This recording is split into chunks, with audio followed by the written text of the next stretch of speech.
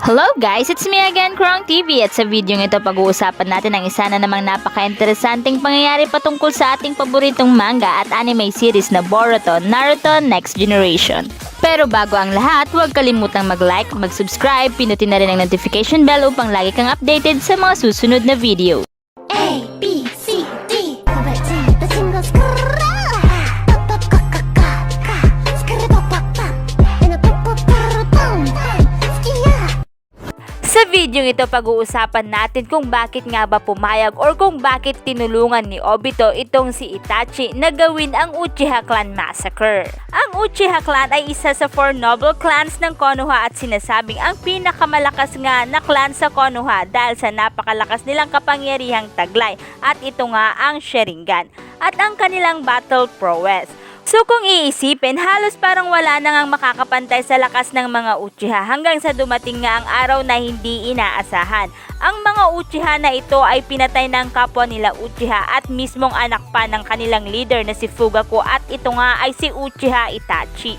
Pinatay sila nito upang nga mapigilan ang kanilang planong kudeta laban sa Konoha dahil dito inutusan nga si Itachi na patayin ang kanyang buong angkan upang mapigilan ang plano nilang ito at upang mailigtas ang kanyang bunsong kapatid na si Uchiha Sasuke. So dahil dyan ay naubos nga ang Uchiha at ang natira na lamang na kilalang Uchiha ay si Obito, si Itachi at si Sasuke. And ito nga, bukod nga kay Uchiha Itachi, may isa pang Uchiha ang tumulong sa kanya upang nga ay maisagawa ng matagumpay ang planong pagpatay na ito sa entire clan. At ito nga ay si Obito Uchiha na kilala noon bilang si Madara. So kaya naman ito ang naging tanong, bakit nga ba pumayag itong si Obito na gawin ito sa mismong angkan niya? Sa pagkakatanda ko, wala namang ginawang masama sa kanya ang Uchiha Clan. Hindi naman siya tinalikuran nito, kundi parang halos siya nga ang tumalikod dito dahil na rin sa ginawa nga niyang pagtulong kay Itachi upang nga sila ay tapusin.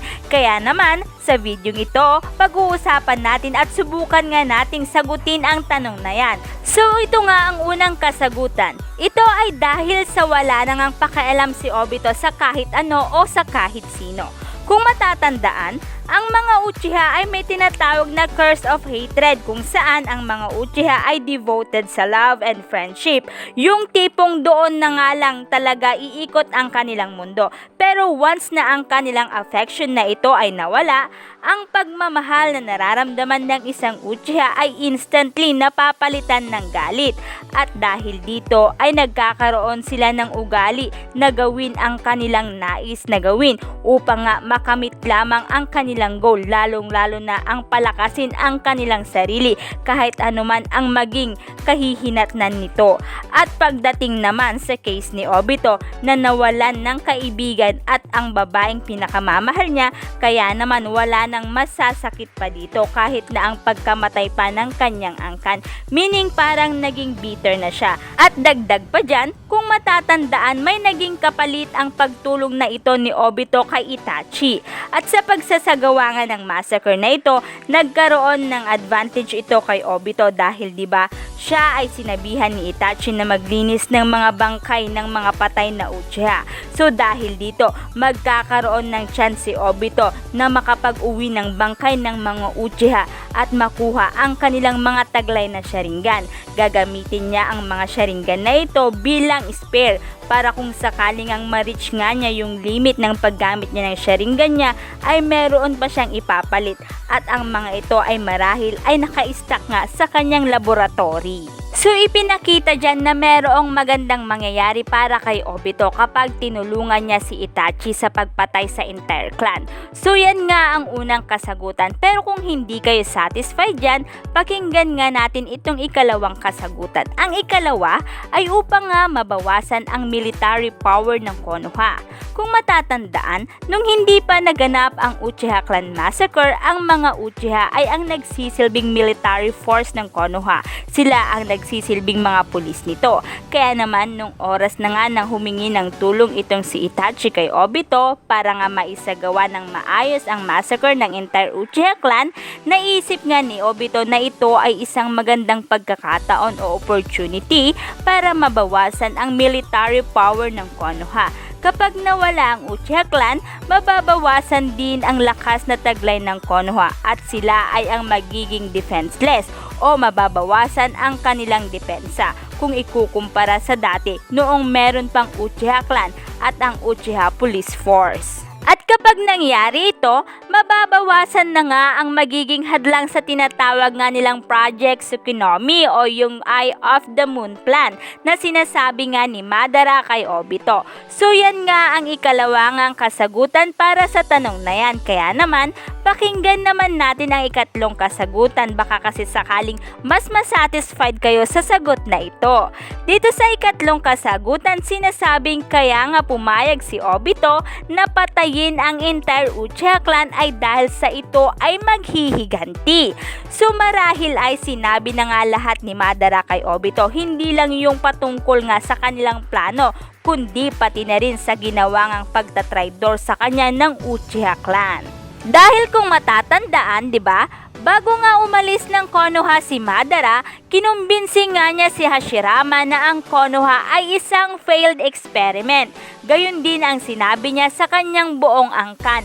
Ngunit hindi nga siya pinakinggan ng mga ito, bagkos ay hinayaan lamang siya ng mga ito. So kung gusto nga ninyong malaman kung bakit nga trinaydor ng mga Uchiha si Madara, panoorin nyo lamang po yung nakaraan kong upload na video na sumasagot sa tanong na yan. So yun nga, nalaman na nga lahat ni Obito. At nung bago nga maganap ang Uchiha Clan Massacre, si Obito na nagpakilalang Madara ay binigyan nga siya ng deal ni Itachi, basta tulungan nga lang siya nito.